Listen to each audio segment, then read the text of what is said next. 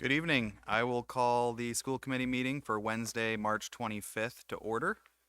Members Megan Desjardins and Amy Clearwater are excused. All other members are present.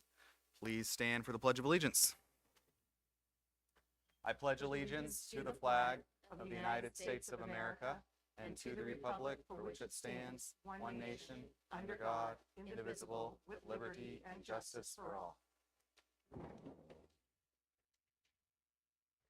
Thank you. That brings us to a presentation from the Biddeford Regional Center of Technology. Director Bono.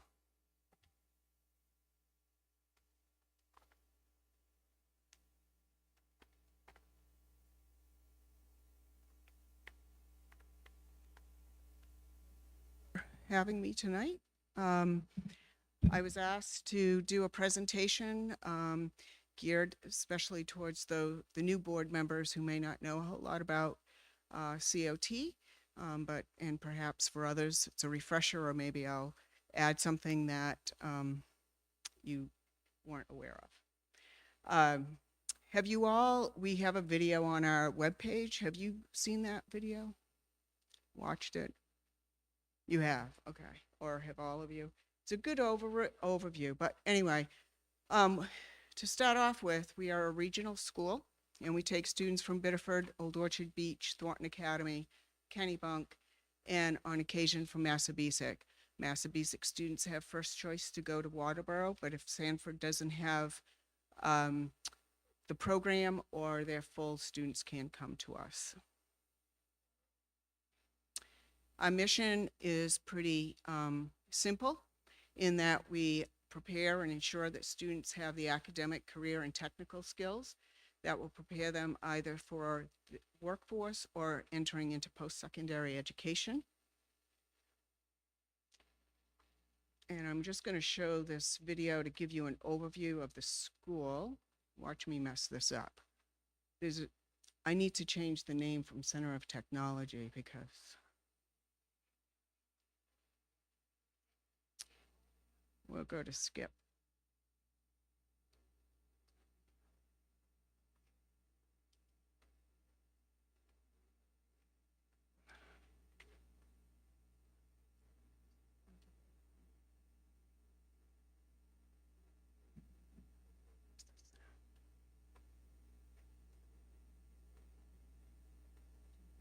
Yeah.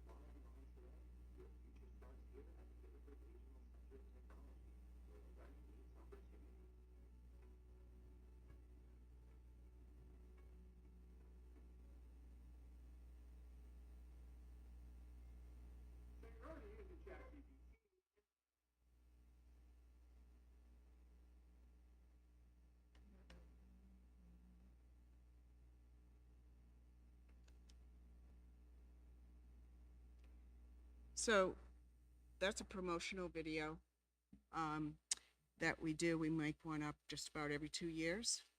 Part of it is because we are a school choice. Students elect to come to us. And so we are one of the schools in the district that we have to market ourselves to enlist students to come. So it's a little different in that way. But the last 3 years, our average enrollment has been 500 students, give or take. And that number does not include students that are taking basically with us all day.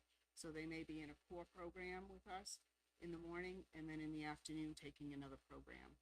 And if we were to, and although it's a small percentage, there is starting to be an increase that we're starting to see with that. As you know, we have two buildings now. Two buildings, but we are still one school, and we serve many communities.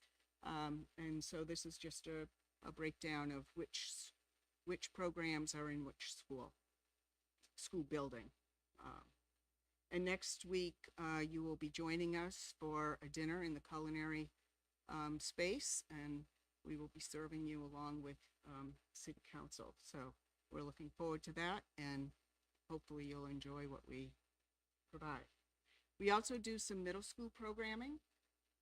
That is made up of, when staff is available, we'll offer a 1-week summer camp. We also, this year, we started a small engine club. And then throughout the year, middle schoolers have COT experiences with us. In other words, they come over to our building and our instructors will have an activity planned, or we'll do something, or we will go to their school and either speak about our programs, do something with them, have some sort of formed activity. STEM plus M, as you've heard, is going to be starting at the middle school, but that did come through us. And there's probably other opportunities that will be coming our way in the future for various kinds of programming and funding. One of the things that we have to do for federal requirements is every 2 years we have to do a needs assessment. And this year, when I did the needs assessment, I did a parent survey, which I had not done in a while. And so we sent it out. We had 65 responses. And the purpose for the survey, for what we are going to use it for, is to improve our programs, communication, and provide, be very much acute to student opportunities. Overall, parents felt that our programs supported their students' interests and career goals. One of the things I think that we do is also for students help them decide that this may not be a career for them. And I think that is just as valuable as deciding that, oh yeah, this is really what I want to do. And in that way, it can save a parent quite a bit of money in the long run if they are going on to college and then 4 years later saying, this is what I want to do, or changing mid-year. So 71% felt we did that very well, 19% well. We're also dealing with teenagers who sometimes just not sure, and it's a good opportunity for them too to further explore what their interests are, and along the way they're gaining skills. And sometimes at the time they don't realize they're going to use those skills, but they're life skills that can be used. Parents felt that we do a pretty good job preparing their child for future employment and post-secondary education or training. So we not only in post-secondary education, we also would include apprenticeships in there and on-the-job training. Many companies provide training for their employees, and then there's a growing number of apprenticeships available for students, which will often include helping them gain a college degree, either a 2 or 4 year. Our students, the parents feel overall that the students are motivated and engaged. I think that that's a challenge for many these days, but I think one of the advantages that we have is that the classes are small. Students are electing to come here and to be pursuing something that they're interested in and maybe relevant to their interests. And so for the most part, they stay motivated. But I'll also say that we have students that come to us that haven't elected to come. They've been placed with us. And we work with those students. And over time, you can see a change in them. We have students that come to us that have not felt confident as a student. Traditional academics, maybe not their strength. And so they're able now to experience school in a different way and gain some confidence that they are capable of doing something. And then we start to see the academics kind of pick up behind that, because it's not just hands-on in our classroom. There's a portion of our classes that are teaching the theoretical background in terms of what they're doing, the why, the how. And so it's academic, but it's also hands-on. And so that academic piece cannot be minimized in any way, because it's a critical piece of their training. Overall, parents feel that we are preparing them. I think that's a double slide. I've looked at this slideshow 100 times, and I'm sure there's a mistake somewhere in here. How valuable do you believe CTE experiences are helping your child make informed career decisions? Overall, we're in the 90 percentage, little over 90%. So I think we're doing something. And again, I think that sometimes just not sure. And what we find often is that students leave and then they come back and they tell us, one, the experience may have been hard, but they felt like they were prepared for whatever it is they might be doing. Overall, the feedback from parents were, and they, in this survey, highlighted some of our instructors, but that our instructors are dedicated, that we're providing them real-world experiences. There's a strong career alignment between what we're teaching and their future, and that we're having a positive impact on the students. The real-world experiences, we do a lot of community projects. we have a project going on now that we're building a mobile stage for Old Orchard Beach 365. That's a nonprofit in Old Orchard. We are building for the city water department the protective coverings down by their, I'm going to get this wrong. There's 27 of them in the city that we'll be building. I know there's one off of Pool Street because we went there to look at it. It's the it's connected to the water department and electrical. And when we have storms and flooding, that's when they have problems in those units. And so they've asked us to build something around that. So we have 27 of those to build. Our plumbing students have renovated the bathrooms at the ice arena. They just finished that project. We're doing some plumbing and electrical at the May Street softball field. I think it's the softball field, right? They're doing that project. We've done a lot of work at the Westbrook skating rink, to that building, the stairs, etc. We do a lot with the Heart of Biddeford. So we've done work for the City of Saco's rec department. So a lot of the projects are connected to our community. Paula, just to jump in there, also the electrical program's going to do a lot of the wiring and Cat 5 cabling over at the new APC in the church, which I think, Chris, we estimated was probably like a $17,000-$18,000 savings by having the kiddos perform that for us. It's a great job. So from the parent feedback, there are some things that we're going to continue to do and expand upon. One of the programs that are constantly coming up in terms of new programs, everybody wants a cosmetology program. That's a very expensive program, and that program has to be developed within the licensing department as well as the requirements from the Department of Education. And it has quite a bit of space requirements in terms of each stall. And so right now we do not have the capacity in our buildings to do that.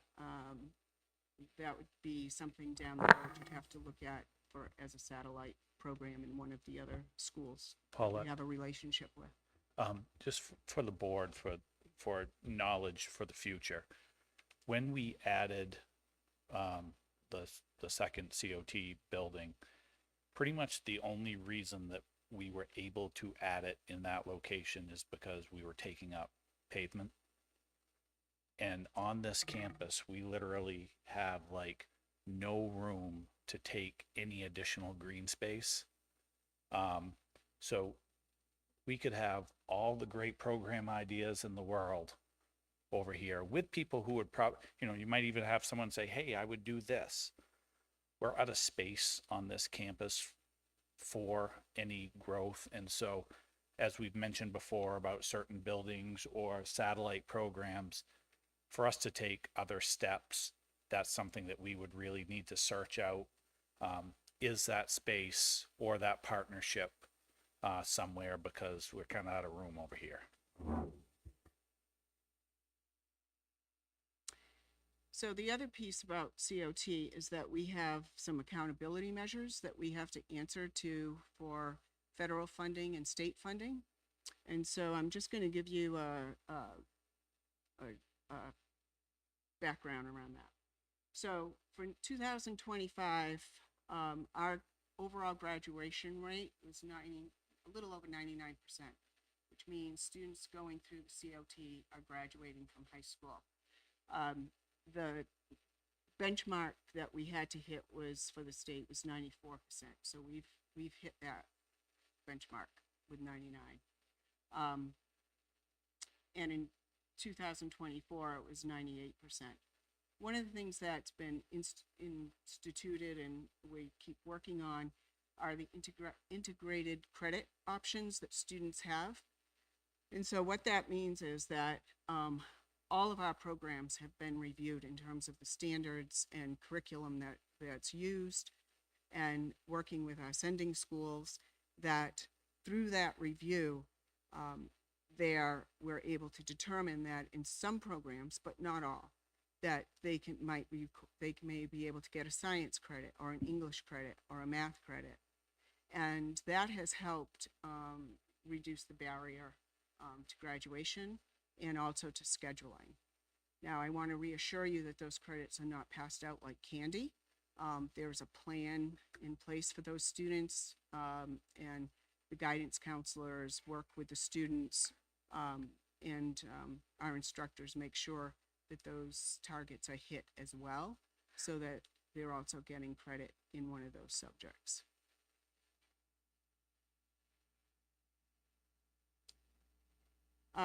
The other thing that we have to have is called an advisory committee. So every program has an advisory committee, and that committee, and I have one as well as a director with Southern Maine directors. That committee is made up of parents, students, past and current, industry representatives, people from the business field. We have other teachers from other programs on the advisory committee. And they serve a number of different roles for us. One of the things is that they keep us up to date in terms of what are the standards and what is the equipment that we should be teaching these kids on to keep them up to date, so that when they go out into the workforce, things aren't foreign to them.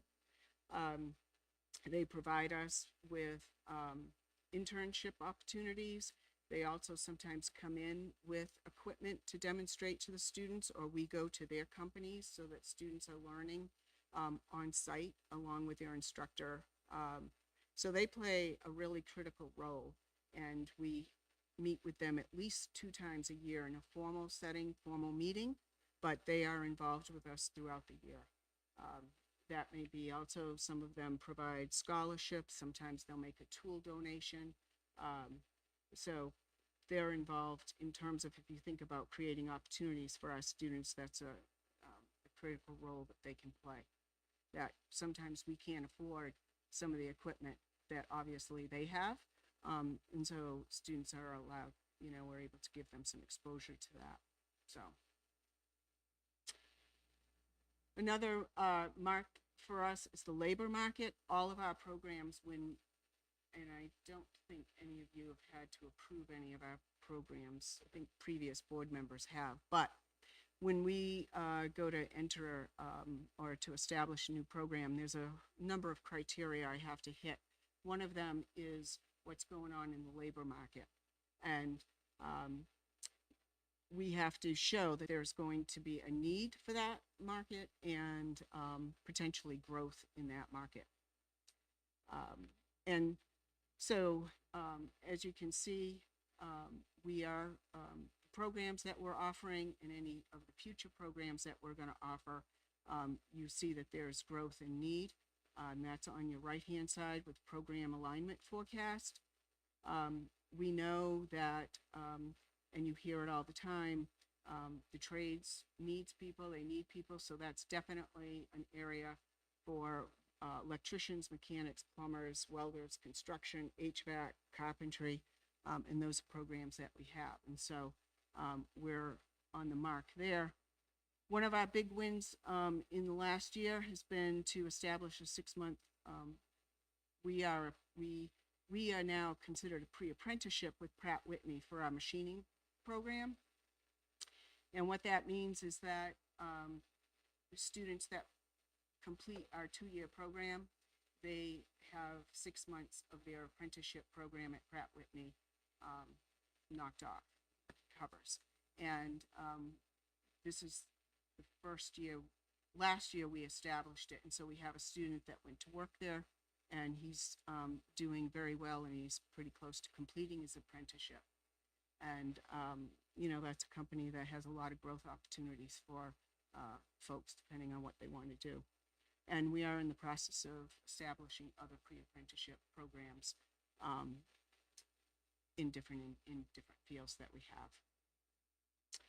83% of our students that are placed in an internship or an extended learning opportunity are either remaining in that field for full-time employment when they leave us, or are going into a 2 or 4 year college in that field of study. We also are responsible for academic proficiency in reading, core subjects. In 2025, more than half of our students were proficient in reading and language arts. In math, we were lower, but still in certain fields that we have, those students are proficient. So like in machine tool technology, and that's like machining. I don't know how familiar you are with that. There's a lot of math in that. 75% of our kids are proficient in math. Whether they came to us that way or they got that way being in the program, I'm not sure. But that program's heavy math.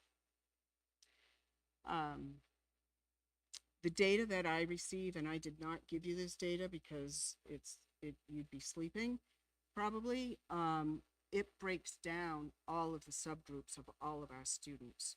So it goes into even their ethnic backgrounds. So how many of our students that are Asian are proficient in reading, in math, in science, and all of these indicators. And in science, in 2024, this percentage was reversed, where the males were more proficient than the girls. And in 2025, there's a change. So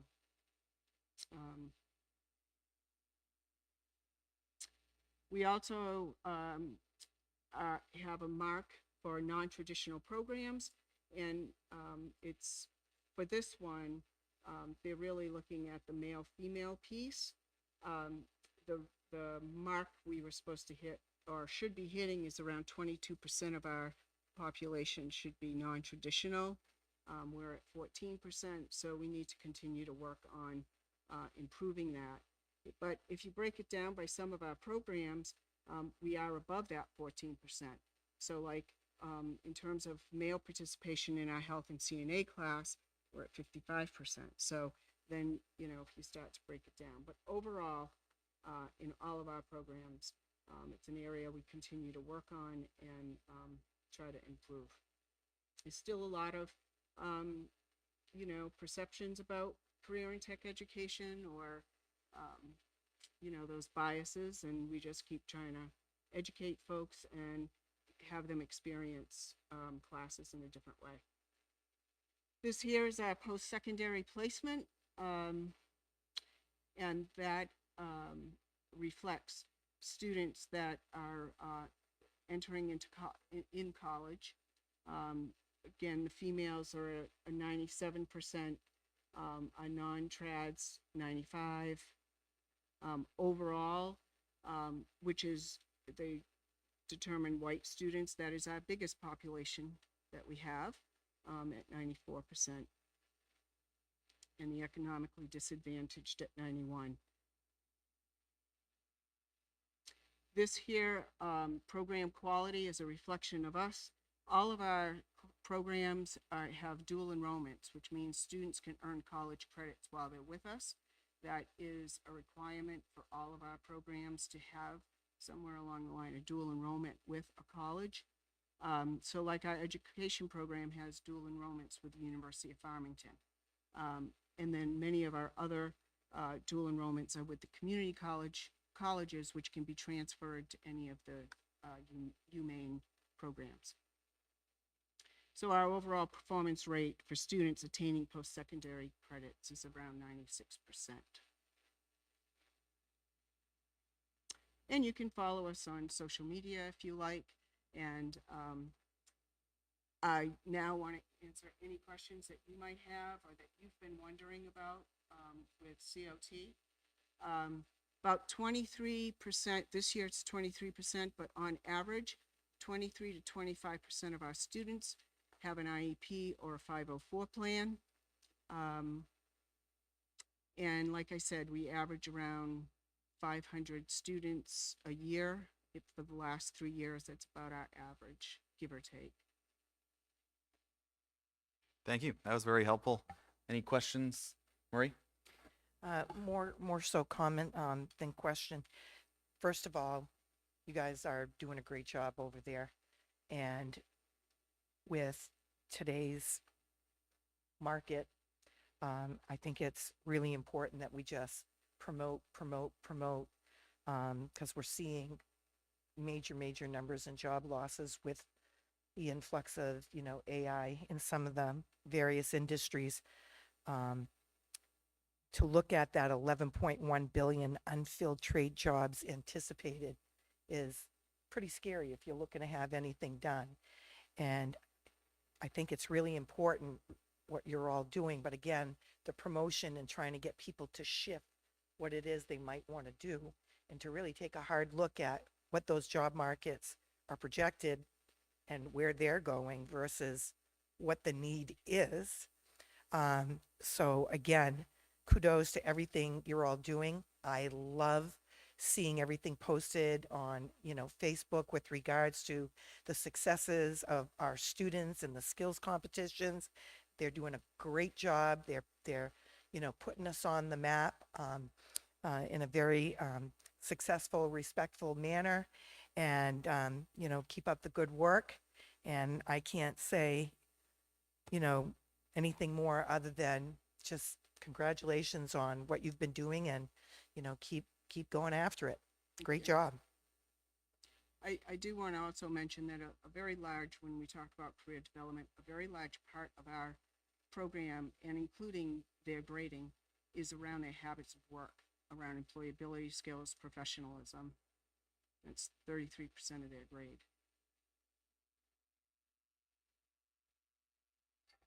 Yes. I, excuse me, I think that what you do is amazing. And I think that this is such an incredible program and makes a really great resource for our community. It's a really great opportunity for a lot of our kids. And I'm curious about, you mentioned cosmetology is a big interest. What are those kids doing now? Like the kids who who are, I'm sure, bugging you about expanding to include that program. What are they doing now? And is the expansion of the apprenticeship program, in light of our space restrictions, something that you're looking at to use somebody else's space, our teachers? So we haven't approached the cosmetology piece in that way.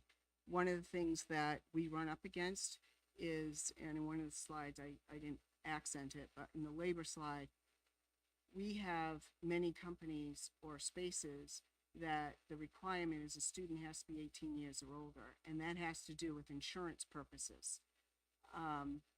There are ways that we can get around that with a student that's in our program, if they're a registered student with us, but that is sometimes a barrier to those types of things. And so it takes a little bit more work to get around that. But that's a factor we run into. So like when we have a graduate who may be 17 in June, and he or she doesn't turn 18 until maybe July or August, there's a gap of time, and they can't get hired until they're 18 in some companies. And that's that gap of time, they're going to go find something else. And then, that sets them on a different course.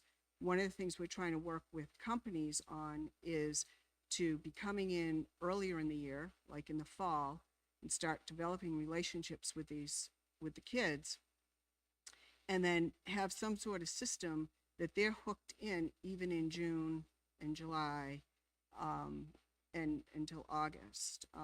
We've done that, for example, like with the shipyard. It's a 6-month process to get hired at the shipyard, right? And so, but if they start that student while they're with us, come July, August, when they're turning 18, they will have done all that 6-month stuff they have to do for the shipyard to get in. And so they've kept that student hooked in. So that's a challenge, but we keep trying to work ways around that to keep the student hooked so that they can get on the floor. You mentioned that there's dual enrollment with UMF.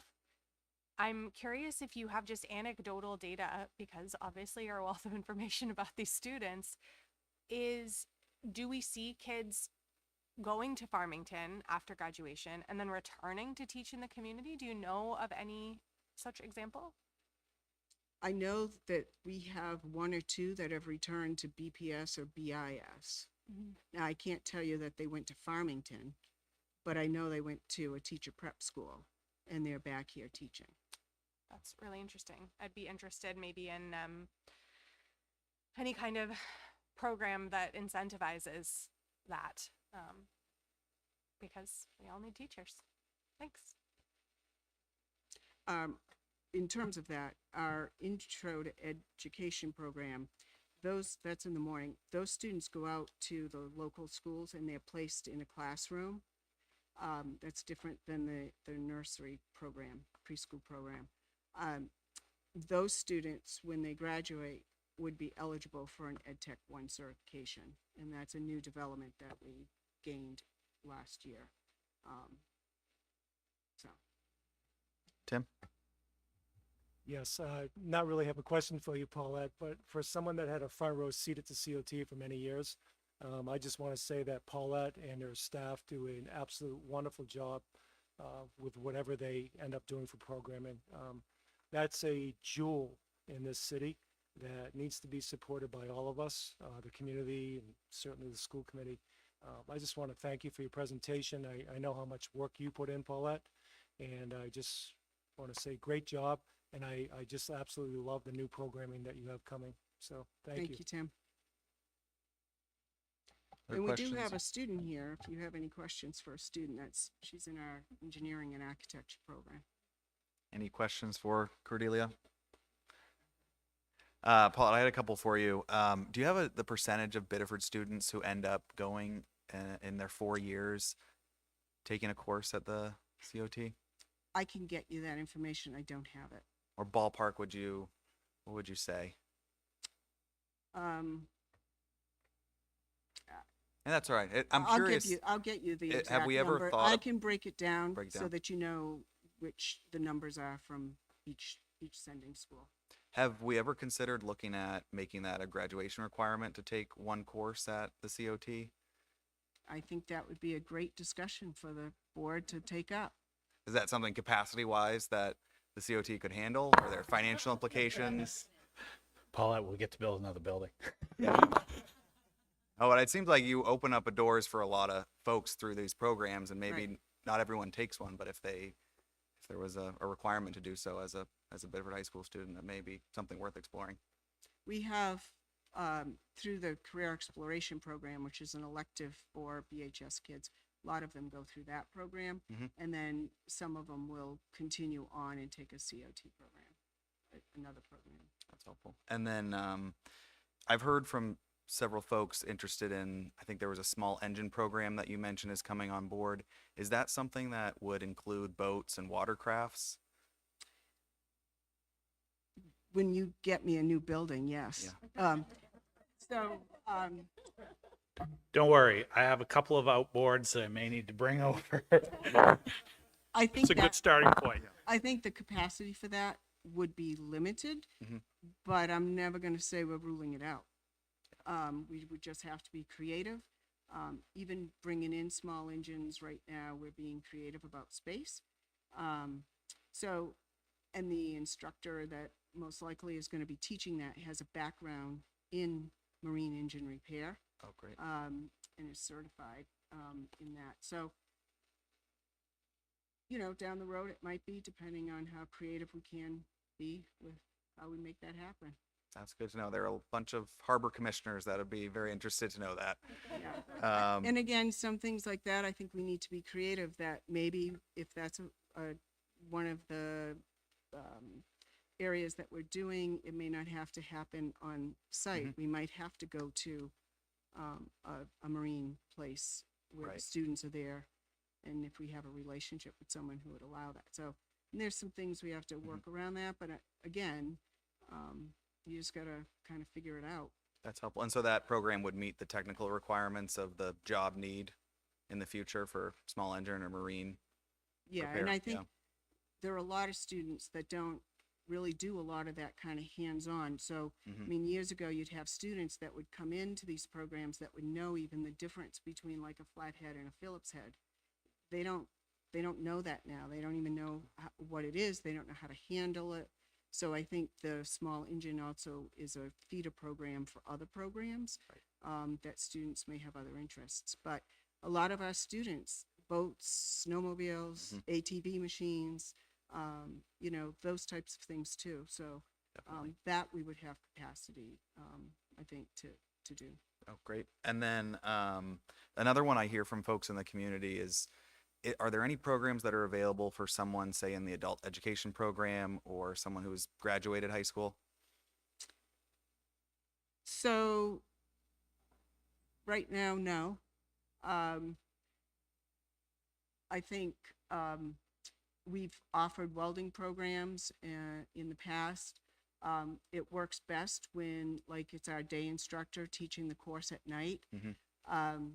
Our experience has been at times, it's probably one of the most expensive buildings that you have. And so the equipment within those buildings are expensive. I just brought in one machine, it was $50,000. You really need to have someone who knows how to operate our equipment and really knows how to leave that shop prepared and ready for the morning when my day instructors come in. And so to say no, but I think that there would need to be some agreements, and people running those machines, I think, or whatever they're doing, needs to be certified in that field. Just like we get requests often for the culinary space, we are licensed to operate that. We cannot afford to lose our license, and we can have a random health inspection. So it's not that we don't want to be available to the community, but we do need to be cautious. Thank you. And then the last question, have there been any partnerships or collaborations with the University of New England on any of the Center of Technology programs? So we have a couple that sit on our advisory committee for the sports medicine athletic training program. Okay. And that's it right now? That's it. Thank you. And then just a comment to piggyback off Tim, I think it's very appreciated program, and I hear from a lot of folks, particularly those connected with the ice arena, Westbrook skating rink, a great degree of thanks and appreciation for the work that your group does, not just to prepare young students in our area, but also for the physical improvements they make to our public spaces. So thank you for that, and please convey that appreciation to your students as well and teachers. Yeah, I'm very blessed to have the staff that I have. They're really great, and they do a great job with students. So, Marie? Just a quick question, Paulette. I want to piggyback off something Liam had brought up, and he was looking at something in percentages in a ballpark, but generally overall, are we seeing an increase in Biddeford students accessing the COT and its programs and all we have to offer? I'll get you that data. Okay. Our biggest sender is Thornton Academy. So, but I'll get you the numbers. Okay. I can't talk to you about this year's numbers, but I can talk to you about last year's numbers. And again, remember that some students take more than one offering. So this is just one student count: 271 Biddeford, 115 Saco, 6 Arundel, 18 Dayton, and we break it out that way because everybody has to pay a little bit. 29 kiddos from Old Orchard Beach, 13 kiddos from Kennebunk, 3 from Massabesic, and 1 from Scarborough. And that was last year. So 271 at Biddeford. The 271 includes the career exploration programs. So those are part of their schedule versus your other, more traditional programs. Okay. Thank you. Any other questions? Thank you. Thanks.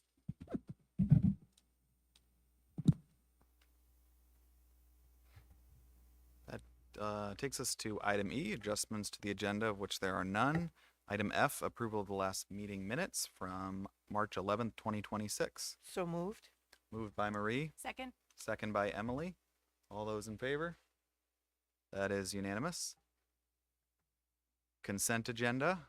We have nominations, appointments, athletic stipends, Michael King as a bus aide, resignations, Haley Bilbrey, food service worker, and Joseph Brad Shaw, Biddeford High School teacher. So moved. Second?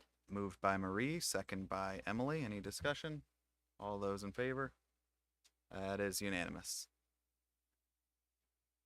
That takes us to item H, superintendent's report. Superintendent Ray.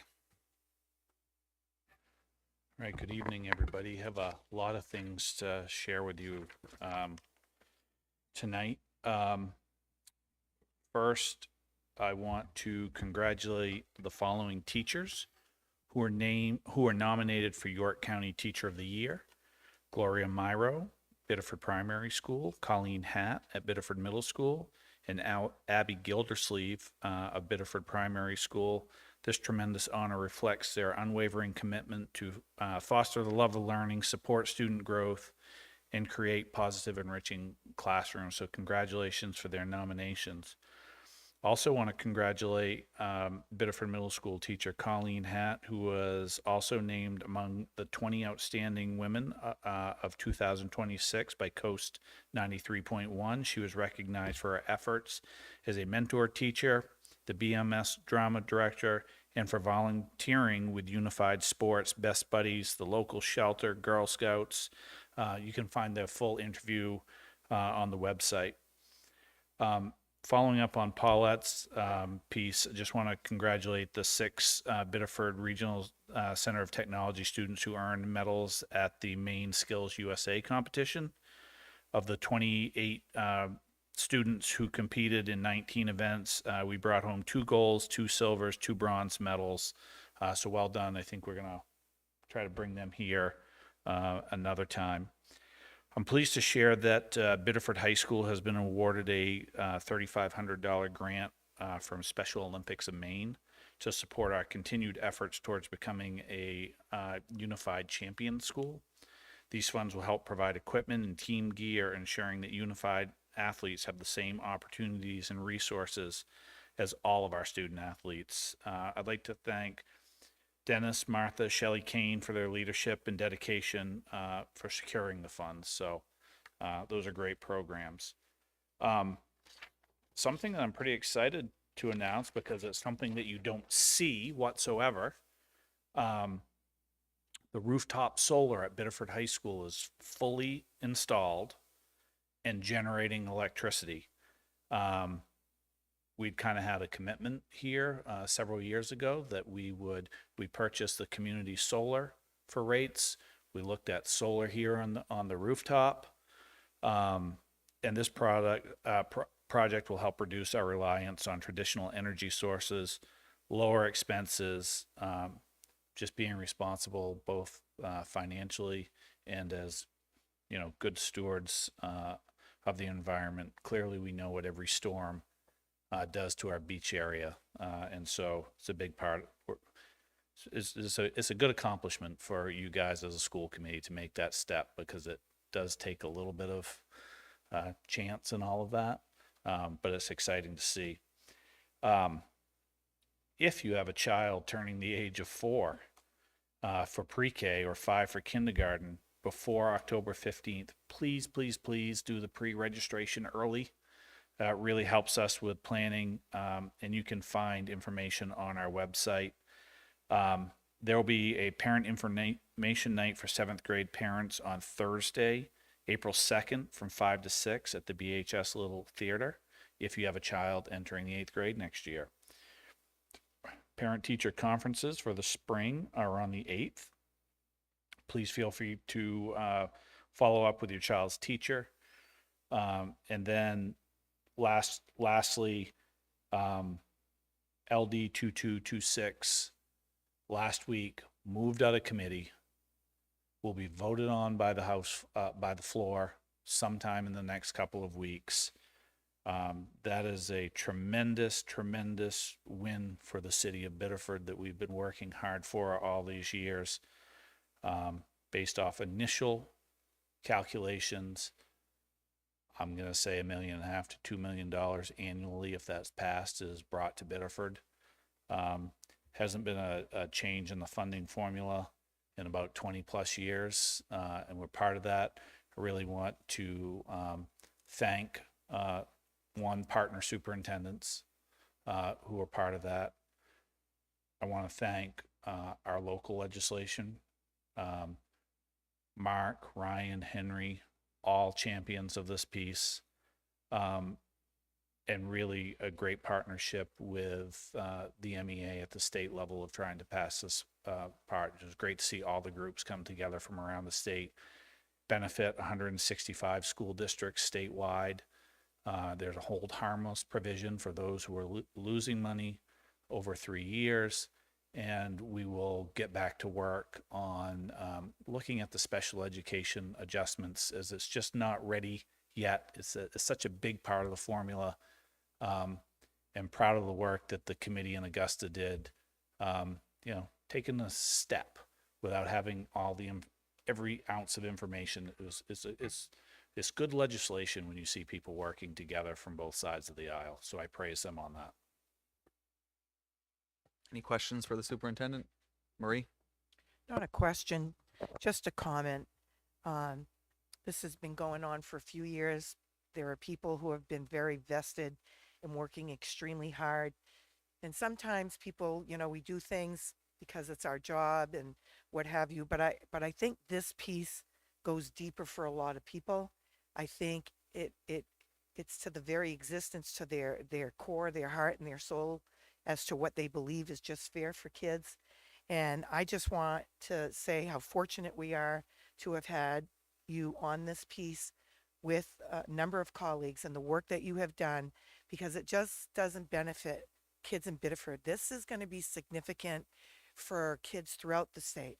And so I just want to thank you and all those people for believing in something and sticking to your guns. And I'm sure people along the way said, this will never change, this will never change, this is never going to happen. And, people just, because of their core beliefs, just stuck it through.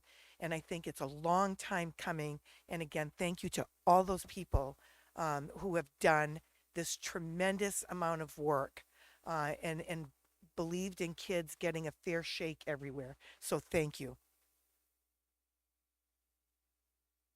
Other comments or questions for the superintendent? Thank you. That will bring us to student representative reports, beginning with Representative Cordelia Kane. So the third quarter ends on Friday.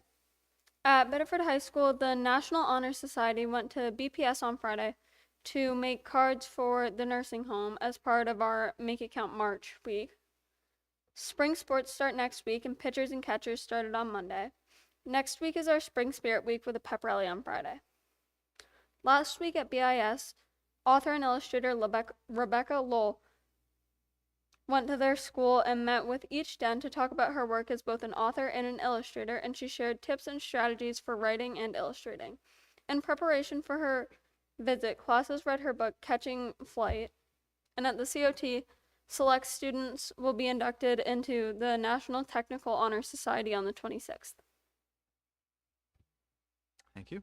Representative Marcus Perkins. Over the past week, I don't know if you guys were able to make it, but the drama had 4 great performances. That Sunday, we had a home show for our Blizzard Winds, Blackout Percussion, and Blaze Color Guard. They all did super well. The Winds got 5 out of 5 stars. The Color Guard got 4 out of 5, and the Percussion got also 4 out of 5. I would like to congratulate them. Spring sports are starting on the 30th, so make sure you sign up for them. Mark your calendars. Band has finals in Marshwood Sunday afternoon. And there's also a craft fair May 2nd for our Be the Change team. If you make things and want to sell them, email Heather Tremblay for more info and sign up. The booths only cost $40. Any questions for the student representatives? Where will the craft fair take place? Right in the Tiger Gym. Thank you. That takes us to committee reports.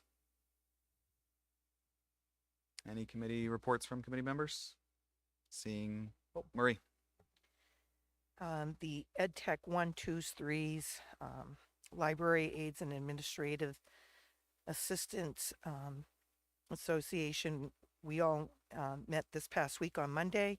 We have 2 scheduled meetings coming up in early April, hoping to be wrapping that up in April sometime. Today we also met with the Transportation Department, and looking forward to the next meeting and hoping to wrap that up soon. But that meeting went quite well today. So we're pushing through a couple here. Looking at wrapping them up. Thank you. Any questions for Marie? Seeing none, we'll move on to old business, of which there is none. New business.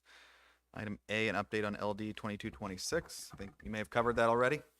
So we're going to look for a budget update from the superintendent. Next, the first is Wednesday, right? Okay. And I'm not doing an April Fool's on you either, but we have a meeting that night at the vocational center. Really, the next big hurdle for us is getting that information around health insurance.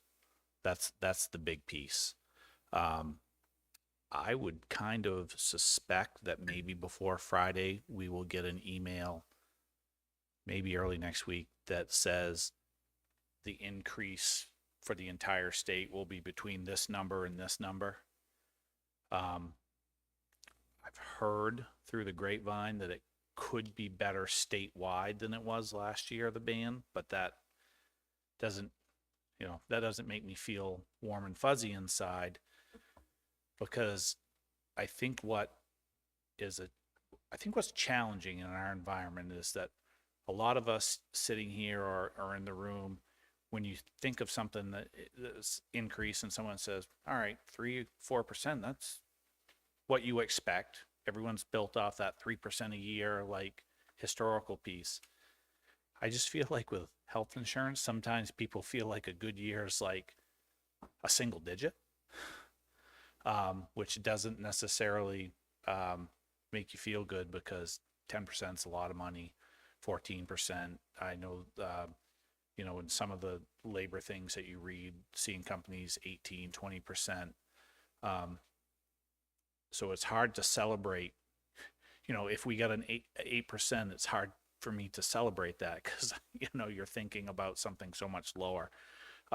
That's really the next big hurdle for us as far as what we can do cost adjustment wise. Certainly there will be fine tuning of things. And then obviously knowing that we are partners with the city and we have to make it work for everybody is really an important piece. So as that dialogue continues, I think next Wednesday night will be an important night for us to share our story and what is needed for our students and the place that we're in. I think it's an opportunity to show the hard work that we've done at the state level to advocate for our city and for our school and for our students. Because getting more state dollars has to be a priority for us to bring some of these programs and for us to, as a group, work together. That will be the best budget between city and school that will support our citizens while understanding the realities that are out there. We all look at the gas pump when we drive by. We all know what's happening to people, or, I'm shocked when I go to the store and think that I want to buy meat, and you look at something that's $22 a pound. Okay, I guess we're having chicken again tonight that's on sale. Those realities are real. I definitely, we are locked in on a lot of our energy fuel type things. And that's the one I think people worry about the most. You're like, well, your diesel fuels, we're locked in. We're all set there. It's the fact that every other product relies on that. So pens that are delivered by WB Mason are going to cost more. Paper is going to cost more. Food for the culinary program will cost more. All based off petroleum prices. And so those are the things that, make me worry a little bit more because, we have the price for pens in the budget. Our challenge is now, well, okay, you asked for 2 dozen and maybe you can only get 1.5 dozen now. So long ways to go. There's still some other work in legislature that's going on, some other conversations. And hopefully we can continue to deliver fairly positive news for us. And, 3.875 is where we're at for taxpayers. And hopefully we can lower that with better savings in health insurance. Because we're all in it together. So. Michelle? You mentioned that fuel costs are locked in. I know like my personal fuel costs are locked in until May and then they start again. So is it like a year or is it a 3-year contract? What is it? So that's handled by the city. We as a community, their prices, and I think Jeff sometimes locks those in for like 22 months. I'd have to recheck of where we're at. I had locked in a 12-month contract for our electricity that was about 4 weeks ago, which I'm very glad I did it 4 weeks ago, because it was within a fraction of a cent of the same price that I had beforehand. And I think I locked that one in for 24 months or 36. Off the top of my head, I don't remember, but I felt like really good about that one. If it was only going to be fractions of a penny more, it's like nothing goes up like that. Natural gas, you tend to lock those prices in the summertime when there's not a high demand for natural gas usage, like locking in there during the middle. It's like buying oil or wood in the middle of wintertime. It's higher than it is in the summertime. And so you usually push those ones off when demand is low. And so that will come in. That one probably, again, looking at what LNG will do, especially in Europe, that one could be a little bit more challenging for us in the fall. But hopefully things have cooled a little bit and we're on a downward trend for that price. Any other questions or comments on the budget? Okay. That takes us to the second reading of a draft school calendar for 2026-2027 school year. Second? Moved by Marie, second by Emily. Any discussion? All those in favor? That is unanimous. Thank you. Item D, Winter NWEA Map Summary.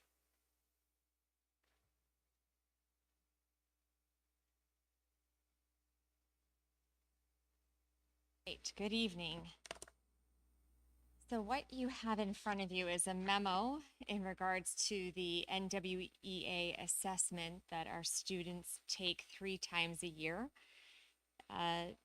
For the winter session, our ML students who are currently taking the WIDA test do not participate, so they are excluded from the winter data. We made that choice with intentionality, so we aren't over testing our students and making sure there's still a balance of academic time. So what we're looking at is measuring 2 things in this report. Number 1 is going to be how students perform compared to their peers nationally, which is achievement, and how much they have grown, and that would be the growth metric. And as we all know, there's no single assessment that tells the whole story, but all of the data points that we have available to us are certainly valuable when we're talking about academic programming. When I looked at it this year, it's a very strong report for Biddeford students across both math and reading. We are trending upward and in many cases meaningfully so. In math, for example, no grade falls below the 30th percentile in growth. last winter, our 5th grade cohort was at the 14th percentile. You can look to see them this year in 6th grade, and the growth that they've had over that time is commendable. Our current 5th grade cohort is at 30%. Grades 8, 9, and 10 in math are now above or at the 55th percentile in achievement, above the national average. Growth is outpacing achievement is actually very encouraging. That's what we want to see. Our instruction is working, our teachers are working hard, and our students are locking in and working even harder. It takes time for this kind of change to take place. So I appreciate the grace, as do our teachers, for allowing that to happen. Grade 5 will continue to remain that watch area. We want to make sure this isn't just a blip, and that we can make sure that strong instructional strategy and the interventions that are happening within our schools continue. We look at reading, every single grade is at or above the 49th percentile in achievement. Last year, several grades were stuck in the high 30s. Grades 6 and 7 are standouts, and both growth and achievement are well above average nationally. 8th grade growth rebounded from 19th percentile, 19th to 43rd. Again, 2 different cohorts, but that is a great commendable jump for those students in their academic performance in this area. Early elementary grades 1 and 2 have climbed noticeably, which suggests our literacy foundations are working, and I only anticipate those continuing to be stronger as we implement our new interreading comprehensive curriculum. Grade 8, we're still going to watch that in terms of reading as well, just to make sure that's not a blip. I feel very confident of the work that's being done within our schools. So our strong instructional work is happening across the district, and we will continue to monitor the outcomes of the spring assessment, which is actually not too far away. Thank you. Any questions for Director Sear? Tim. Good evening, Mandy. Just a couple of questions, actually. One, I think I'm assuming correctly, you test the NWEA 3 times for all these grade levels per year? Yes. Okay. Is there any comparable data, and I might have missed it because I'm new to the board, as far as comparing the last 5 years with these different grade levels? So the historical data I tend to give out in the fall, right after the the summer break, and they come back, and I'll do a very large slide deck for you that shows that comparative data over time. Okay, thank you. Yep. Also, I know that we have strong instructors in Biddeford, and I'm very proud of that. I guess my other question would be, I'm not so aware of the interventions that are in place for these students that need the added help, if you will. Is there any way to get a look at that I don't know if any of the other committee members would be interested in that, but I certainly would be. Is there any way that I could get a look at some of the interventions being employed at different schools for these students? Sure. We can do that. I'll bring it forward to curriculum committee, and we'll get it on a future agenda. Okay. If that works. And my last one, if I can, my last one would be comparing demographics with another city or cities similar to Biddeford. Is there any comparable data that's out there that we can look at that might show Biddeford students versus a similar demographic with another city or town? Thank you. Sure. Getting that data might be a little bit more difficult, but certainly I can look into it. We have the state dashboard that will provide us some information, but it's not always comparing apples to apples. So we want to be really careful when we look at that. Mm-hmm. Any other questions? Emily. This data is comparing us against the national average, right? Correct.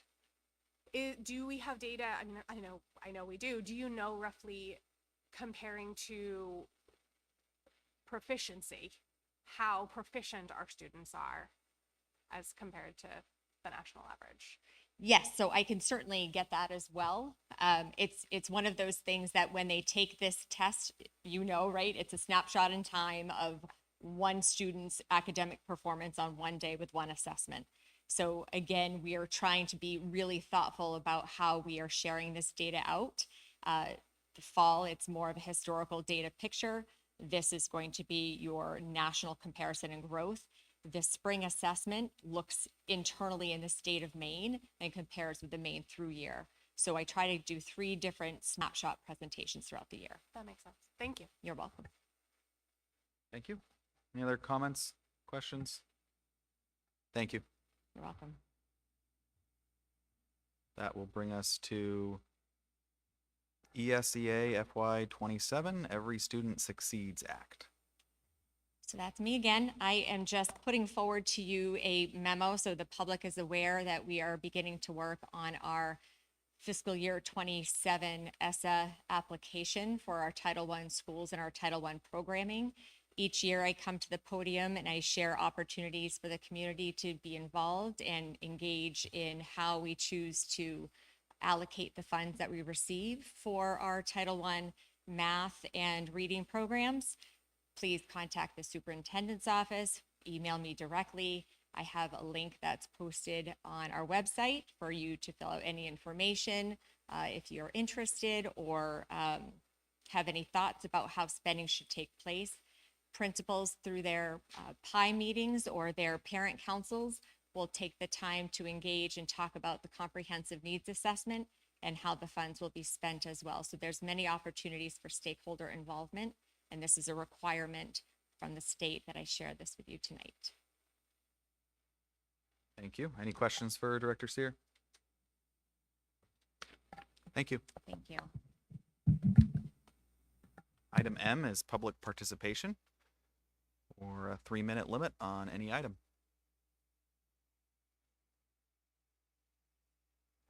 Seeing none, we'll move on to communications. Any updates from committee members? All right, I'll share a few before we adjourn. This past weekend, I was able to attend the Ron Cody Scholarship. Saw Tim Stebbins there and Principal Dakota out there and some other members of the school community. It was a great event. I hope they raised a lot of money to honor a really good coach, and the scholarship provides a lot of opportunity for Biddeford students. So I want to thank them all for the work that went into that. Additionally, we have the joint meeting on April 1st, which I know the City Council is looking forward to, and I am as well. And I hope that'll be a very productive meeting as it has been in last year's past. And then finally, the city's been doing some ward meetings. I don't know if anyone's been able to attend any of those, but at one of the most recent ward meetings in Ward 1, there was interest from several of the residents in finding opportunities to volunteer in the schools. So if there are school volunteer opportunities, please let me know and I can communicate that back out to residents who are interested in getting involved. And with that, I'll entertain a motion to adjourn. So moved. Second? Moved by Marie, second by Emily. All those in favor? That is unanimous.